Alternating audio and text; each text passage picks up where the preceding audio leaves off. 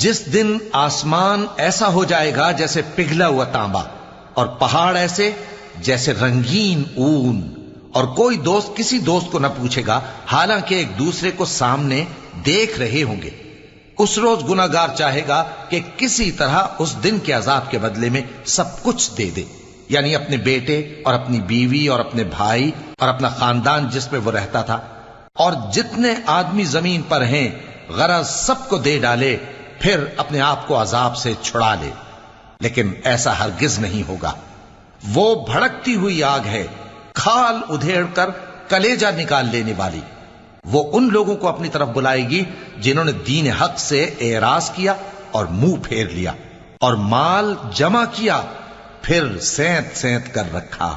کچھ شک نہیں کہ انسان کم حوصلہ پیدا ہوا ہے۔ جب اسے تکلیف پہنچتی ہے تو گھبرا اٹھتا ہے، اور جب